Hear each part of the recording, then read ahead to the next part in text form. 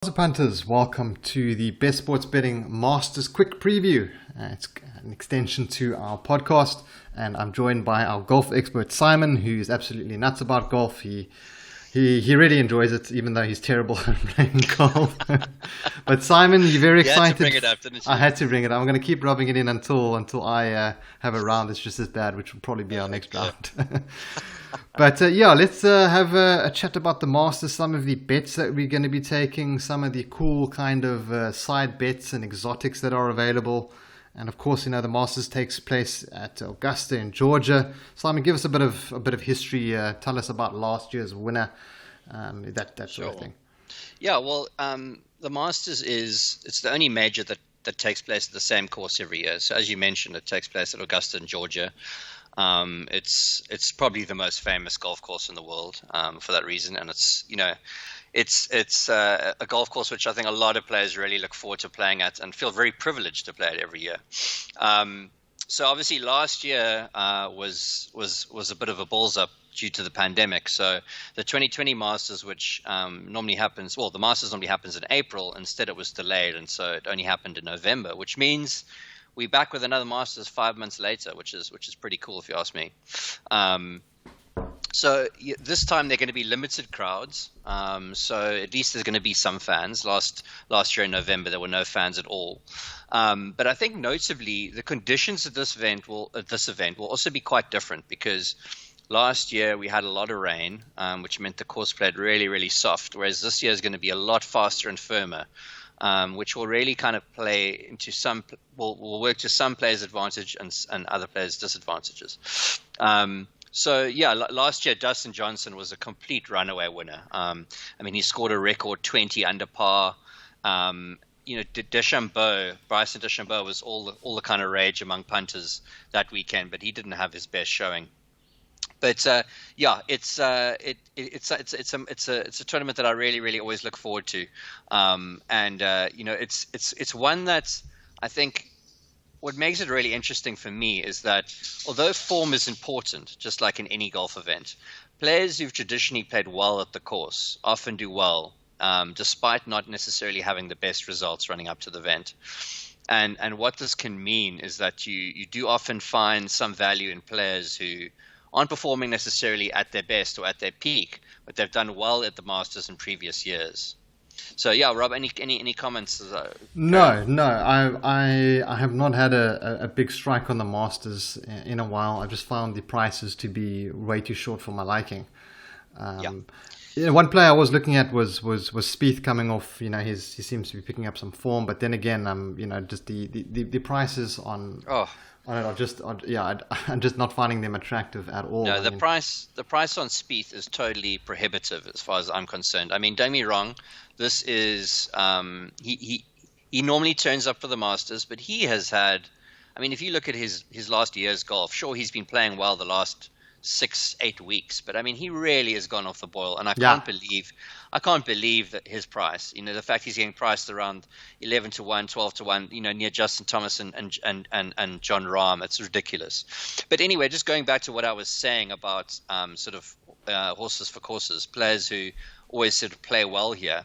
That's why you always kind of get, no matter what sort of form they're in, you'll always get quite shortish odds on players like Jordan Spieth, Patrick Reed, Ian Poulter, Bubba Watson, Jason Day, even Lee Westwood. Despite not having the best results, you'll generally get quite short odds on them. The one thing to remember, I think, is that which sort of ties into this, is that very few players do very well on this course the first time round, even if they've been playing really well. I think avoid rookies. Like don't take a player who has had a few really good rounds, and who is everyone's talking about in the media, because the chances are they're going to be overvalued. The player who generally puts on the green jacket he's sort of like in the top 20. He's had sort of one or two good showings at the Masters, and kind of just is sort of in around that sort of 20, 30, 40 to 1 sort of mark. But that's kind of how I've played this tournament from a betting perspective for a long time now. But this year, I'm doing something a little different. Because one player, as I said, I think it's really important that you know this course and you've played it a few times. And one player that is just trending in like just perfectly in the last 5 years is Justin Thomas. He finished 39th the first time, 22nd the second time, 17th the third time, 12th, and then 4th last year. So you can see he's kind of moving in exactly the right direction. And then he also won the Players' Championship earlier this year. So to me, he looks primed for victory. And he's the shortest player I've ever backed at the Masters, and he's at 11-1. So he is a player which I really think is he just looks really, really primed for this event, in my opinion. Right, so interesting. Justin Thomas showing some good form. Simon's confident in that one.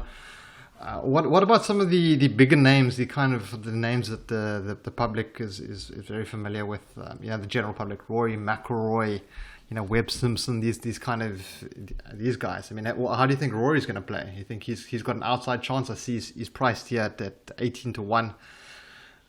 It's not a bad price for Rory. I don't give him much chance of winning just from having a quick look at some of his recent form. Yeah, but I mean, solid player. Look, it's very tricky. Look, there are a lot of players who, and I think my points I made earlier makes it even more difficult because you tend to want to look at the players who are performing really well of late, but these players can come back to this course and just sort of find their magic again. I mean, someone like Rory, who's had a very up and down 2 years, at 16-1, you might say, oh, that's quite a long price, but he hasn't been showing the results. Someone like Bryson DeChambeau, who he has been also on and off. I mean, he's got raw talent like you cannot believe, but maybe not quite right, not going to fire this time, I don't think. Johnson, I mean, obviously always a threat, probably the most talented best golfer player in the world at the moment. Justified number one, but to me, the upside in terms of that price, in terms of odds, like there's just a little bit more value with Thomas. I see them as an equal chance to win, but that way, and Thomas is slightly longer. I mean, you can go further down the board. I mean, Brooks Koepka, who has obviously also been a world number one. I mean, he's been as short as 6-1 to win majors before, but he's injured, so he's actually playing really well of late. But do you want to back a player who is showing any form of kind of discomfort on the course?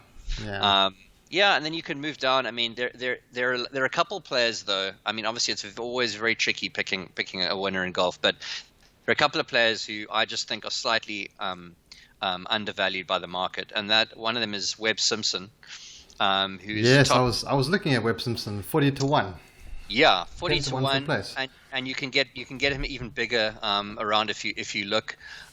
He's such a solid, consistent player, and he's also played well here in the past, and he's just got that winning ability. And then if you want, I like Sergio Garcia as well. You can find him at around 50-1.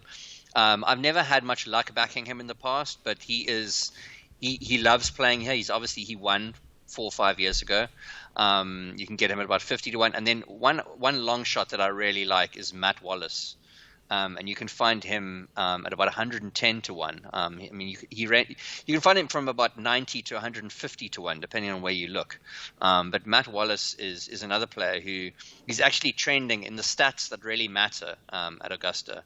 He's trending sort of in the top 10. So that would also suggest that he's also slightly undervalued.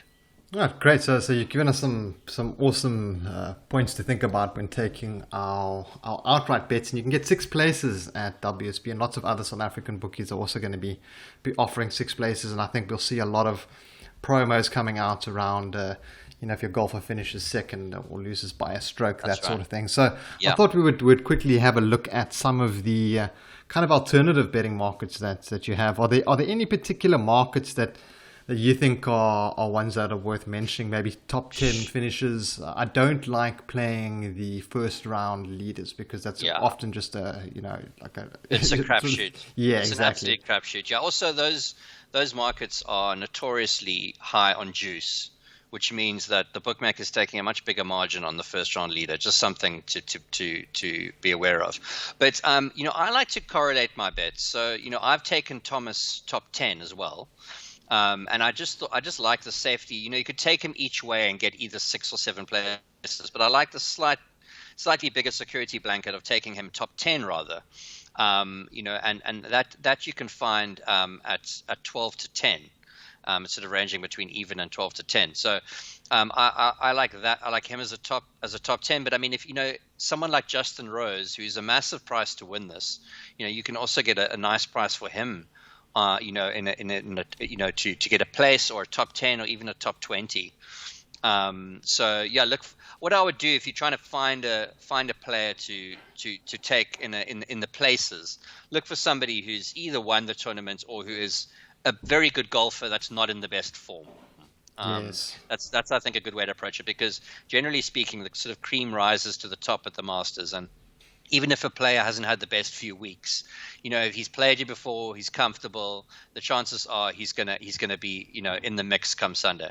Right, and let's look at some of the local players, the locals lacquer. We've got a couple South Africans, not really too many in with the big shot. Louis Oosthuizen, Christian Bezuidenhout, Darren Fratelli, Charles Schwartzel. I mean, Oosthuizen's probably the pick of the bunch. Looking at the top South African, he's priced at 2.35, followed by Bezuidenhout. I mean, I don't think we're not gonna see a South African winning this year, are we?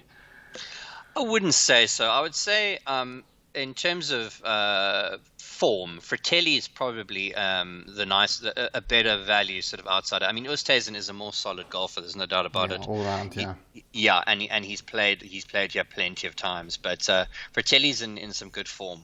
But yeah, it'll be interesting. I think it's a very, very tough market to play. But Oosthuizen is of course quality for sure. Right, great. Yeah, perfect, Simon. So let's quickly recap your pick for the winner. You're going with Justin Thomas, and you said you got around 11, 12 to 1 on that. Yeah, so he's pretty much 11 to 1 across the board, no matter where you look. I mean, if you can find better than that, grab that. But yeah, I just think that he's primed to win this. The fact that he's also just won the Players recently. He's now played Augusta. He's going to be playing Augusta for the 6th time. He's literally improved his position every single year. There are obviously a lot of players who can win this, but I just have a good feeling that it's his year. And then obviously him in a top 10 as well, which you can get at 12 to 10. Those would be my two favorite picks. And then in terms of longer shots, Sergio Garcia at around 50 to 1. And Matt Wallace at about 110 to 1. And those players as well, if you want to take those even as a top 10 or a top 20, you're obviously going to get shorter odds, but you've obviously got more chance of landing your bet there. Oh, well, thanks for the insight. I'm just going to be playing some outsiders. I'm going to be putting my fingers into the lucky packet with Webb Simpson at 40 to 1. I'm going to be taking a little bit of Matsuyama at 66 to 1. And then I think I will also go with a completely random pick of Adam Scott at an incredible 80 to 1. So those are the three. There's no reasoning behind that other than I feel they do so don't follow those ones. Follow them at your peril. There's no insight behind that. It's the way that I like to pick my golf outsiders. I'll put maybe a 50, $100 on each of those, and hopefully it's just strike it lucky. That's my kind of strategy going into the Masters. But Simon, thanks for giving us your insight. Appreciate it as always, guys. You heard what Simon said. Justin Thomas is his pick for this year's 2021 Masters, and hopefully he comes back with a nice win on that next week. Guys, thanks for tuning into this preview, and we'll catch you in the next one. Simon, thanks for joining me, and I'll catch you as well, brother. Cheers.